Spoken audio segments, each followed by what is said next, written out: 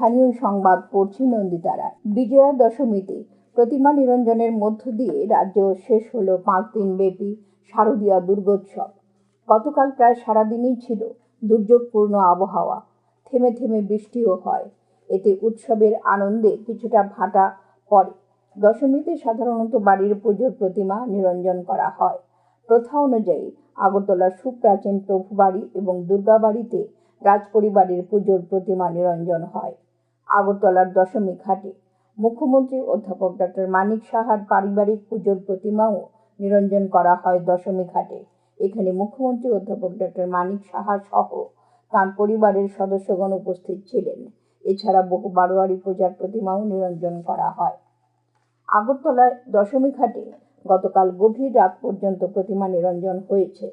Police সদর দপ্তর জানিয়েছে, শান্তিপূর্ণভাবে পুলিশ টিএসআর এর উপস্থিতিতে রাজ্যের প্রায় 85 জায়গায় প্রতিমা নিরঞ্জন হয়েছে। রাজ্যে এই বছর 2983টি দুর্গাপূজার আয়োজন করা হয়। গতকাল রাত পর্যন্ত 879টি পূজা মণ্ডপের প্রতিমা নিরঞ্জন হয়েছে। সবচেয়ে বেশি পশ্চিম ত্রিপুরায় 371টি মণ্ডপের প্রতিমা নিরঞ্জন হয়েছে। এছাড়া উত্তর ত্রিপুরায় 160টি, ঊনকোটিতে 59টি, ধলাই জেলায় 57টি, খোয়াইতে 77টি, সিপাহীজলায় 71টি, গোমতীতে 36টি এবং দক্ষিণ ত্রিপুরায় 48টি প্রতিমা নিরঞ্জন হয়েছে। এদিকে দশমী ঘাটে প্রতিমা নিরঞ্জনের সময় উপস্থিত ছিলেন আগরতলা পৌর নিগমের মেয়র দীপক মজুমদার। শারদ উৎসবে রাজ্যে নিরবিচ্ছিন্নভাবে বিদ্যুৎ সরবরাহ করা হচ্ছে। গতকাল দশমীর সন্ধ্যায় রাজ্যে বিদ্যুতের সর্বোচ্চ চাহিদা ছিল 247.4 মেগাওয়াট। ষষ্ঠীর সন্ধ্যায় বিদ্যুতের চাহিদা ছিল 323.5 মেগাওয়াট। সপ্তমীর সন্ধ্যায় ছিল 343.9 মেগাওয়াট। অষ্টমীর সন্ধ্যায় ছিল 363 মেগাওয়াট। নবমীর সন্ধ্যায় ছিল 295.1 মেগাওয়াট। বিদ্যুৎ নিগম সূত্রে এই খবর জানা গেছে। আগরতলার বাধারঘাটে ওএনজিসি ওয়েলফেয়ার সোসাইটির পক্ষ থেকে গতকাল সন্ধ্যায় দশেরা উৎসবের আয়োজন করা হয়। এখানে অশুভের প্রতীক হিসেবে রাবণের বিশাল প্রতিকৃতি পোড়ানো হয়।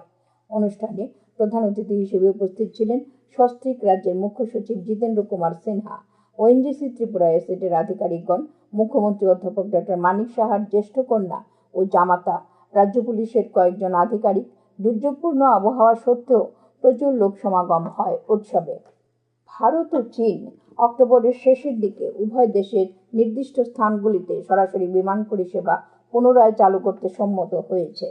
ভারতের বিদেশ মন্ত্রক এক বিবৃতিতে জানিয়েছে, দুই দেশের অসামরিক বিমান চলাচল কর্তৃপক্ষ সরাসরি বিমান পরিষেবা পুনরায় চালু করার এবং একটি সংশোধিত বিমান পরিষেবা চুক্তির বিষয়ে প্রযুক্তিগত পর্যায়ে আলোচনা করছে। ভারত ও চীনের মধ্যে সম্পর্ক ধীরে ধীরে স্বাভাবিক করার লক্ষ্যে সরকারের ভাবনার অংশ হিসেবে চলতি বছরের শুরু থেকে তা করা হচ্ছে। আন্তর্জাতিক বিষয়ক মন্ত্রক জানিয়েছে, অসামরিক বিমান চলাচল কর্তৃপক্ষের এই চুক্তি ভারত ও চীনের মানুষের মধ্যে যোগাযোগকে আরও সহজতর করবে, দ্বিপাক্ষিক বিনিময়কেও ধীরে ধীরে স্বাভাবিক করার ক্ষেত্রে অবদান রাখবে। প্রশাসনিক সংস্কার ও জন অভিযোগ বিভাগের 5ম পর্যায়ের বিশেষ অভিযানের জন্য গতকাল বিভিন্ন মন্ত্রক ও বিভাগ ব্যাপক প্রস্তুতি নিয়েছিল।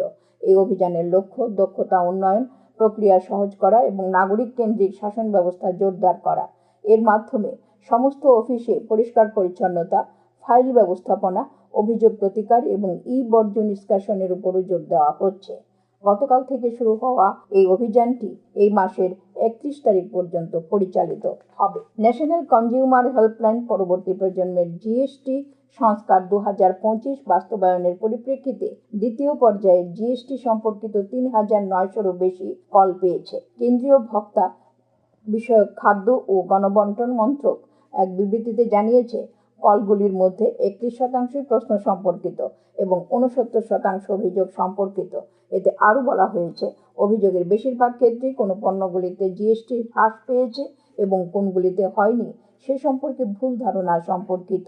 মন্ত্রক আরও জানিয়েছে, সিসিপিএ অভিযোগগুলি নিবিড়ভাবে পর্যবেক্ষণ করছে এবং জিএসটি সংস্কারের সুবিধা প্রতিটি গ্রাহকের কাছে পৌঁছানো নিশ্চয়তা দিচ্ছে। আবহাওয়ার খবর। আবহাওয়ার দপ্তর থেকে জানিয়েছে, আজ আকাশ সাধারণত মেঘাচ্ছন্ন থাকবে। রাজ্যের কোথাও কোথাও 2-1 পশলা হালকা থেকে মাঝারি বজ্রবিদ্যুৎ সহ বৃষ্টিপাতের সম্ভাবনা রয়েছে। আজ দিনের সর্বোচ্চ তাপমাত্রা 31 ডিগ্রি সেলসিয়াসের কাছাকাছি থাকতে পারে। ভোরে সর্বনিম্ন তাপমাত্রা ছিল 24 ডিগ্রি সেলসিয়াস। ভোর পর্যন্ত বৃষ্টিপাতের পরিমাণ ছিল 13.6 মিলিমিটার। স্থানীয় সংবাদ এখনকার মতো শেষ হলো।